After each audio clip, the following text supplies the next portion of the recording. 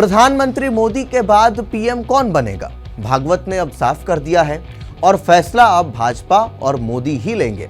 अमित शाह, योगी भी दौड़ में शामिल हैं। इसी बीच फडणवीस का भी बड़ा बयान आ गया। अब जरा समझिए कि भारतीय राजनीति के सबसे हॉट मुद्दों में से एक प्रधानमंत्री नरेंद्र मोदी के उत्तराधिकारी कौन होंगे, यह सवाल हमेशा से जोर शोर से उठता रहा है, खासकर तब जब मोदी जी 75 साल के हो चुके हैं और कुछ कथित बयानों में उन्हें संन्यास की ओर बढ़ते दिखाया जा रहा है। लेकिन राष्ट्रीय स्वयंसेवक संघ यानी आरएसएस प्रमुख मोहन भागवत ने 9 दिसंबर 2025 को चेन्नई में आयोजित संघ के शताब्दी वर्ष समारोह के दौरान इस बहस पर पूर्ण विराम लगा दिया। उन्होंने स्पष्ट शब्दों में कहा कि अगला प्रधानमंत्री कौन होगा, इसका फैसला पूरी तरह भारतीय जनता पार्टी और स्वयं नरेंद्र मोदी जी आपसी चर्चा के बाद लेंगे।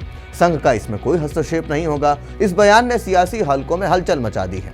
वहीं अमित शाह और योगी आदित्यनाथ के नामों की चर्चा तेज हो गई है। इसी बीच महाराष्ट्र के मुख्यमंत्री देवेंद्र फडणवीस का एक बड़ा बयान सामने आया, जिसने उत्तराधिकार की दौड़ में नया मोड़ ला दिया। मोहन भागवत का यह बयान चेन्नई के एक कार्यक्रम के दौरान आया, जहां वे संघ के 100 वर्ष पूर्ण होने पर समारोह में मुख्य अतिथि थे। तमिलनाडु की राजधानी में दक्षिण भारतीय वेशभूषा वेष्टी धारण कर पहुंचे भागवत ने राष्ट्रवादी भावना और सांस्कृतिक एकता पर जोर दिया। लेकिन जब कार्यकर्ताओं ने सीधे सवाल दागा, पीएम मोदी के बाद देश की कमान कौन संभालेगा, तो उन्होंने सहज मुस्कान के साथ जवाब दिया, यह सवाल मेरे दायरे से बाहर है। भाजपा और मोदी जी खुद चर्चा करेंगे और फैसला लेंगे। हम तो सिर्फ शुभकामनाएं दे सकते हैं। यह जवाब न सिर्फ संघ की निष्पक्षता दर्शाता है, बल्कि भाजपा को आंतरिक लोकतंत्र की छूट भी देता है। विशेषज्ञों का मानना है कि भागवत का यह कदम 2029 के लोकसभा चुनाव से पहले पार्टी में किसी विवाद को जन्म न देने का प्रयास है। भाजपा ने पहले ही स्पष्ट कर दिया है कि 2029 में भी मोदी जी ही अगुवाई करेंगे, लेकिन 75 साल की उम्र के बाद संन्यास की अफवाहें जोर पकड़ रही हैं। भागवत के बयान के बाद सियासी गलियारों में अमित शाह और योगी आदित्यनाथ का नाम सबसे ऊपर आ गए हैं। गृह मंत्री अमित शाह को मोदी का चाणक्य माना जाता है। उन्होंने 2024 और 2019 चुनाव में भाजपा की जीत के पीछे अपनी रणनीति से साबित किया कि वह पार्टी को नई ऊंचाइयों पर ले जा सकते हैं। शाह का संगठनात्मक कौशल और केंद्रीय राजनीति में पकड़ उन्हें मजबूत दावेदार बनाती है।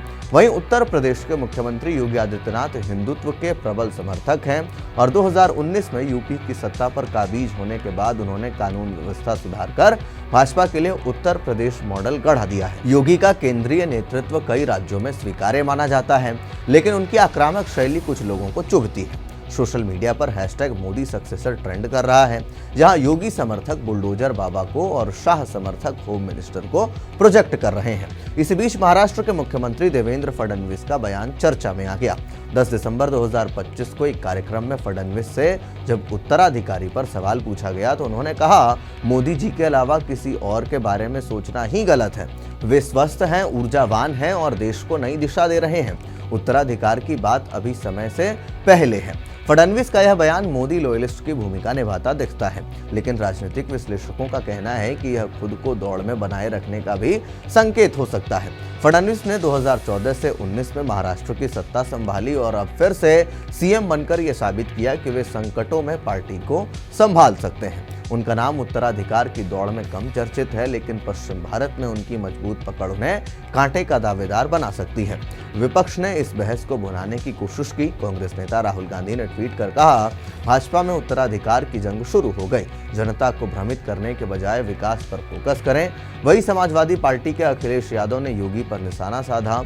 उत्तर प्रदेश का सीएम बनना आसान है, लेकिन देश चलाना मुश्किल। भाजपा ने पलटवार किया, मोदी जी के नेतृत्व में ही भारत विश्व गुरु बनेगा, बाकी अफवाहें हैं। यह बहस 2029 चुनाव को और रोचक बना रही है। भागवत का बयान संघ भाजपा के रिश्ते को मजबूत रखते हुए पार्टी को फैसला लेने की आज़ादी देता है, लेकिन सवाल वही है, क्या मोदी जी वाकई संन्यास लेंगे या उनकी विरासत को मजबूत करने का खेल चल रहा है। राजनीतिक पंडितों का अनुमान है कि अगले 2 सालों में नाम स्पष्ट हो जाएंगे। फिलहाल अमित शाह, योगी और फडणवीस की तिकड़ी पर नजरें टिकी हैं। देश की सियासत में यह उत्तराधिकार ड्रामा लंबा चलने वाला है। तो वैसे में प्रधानमंत्री मोदी के बाद कौन होगा, इसको लेकर के चर्चा जोर पकड़ रही है।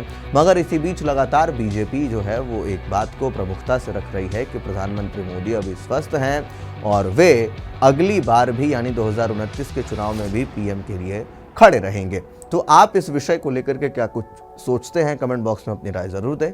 तब तक के लिए दीजिए इजाज़त। धन्यवाद।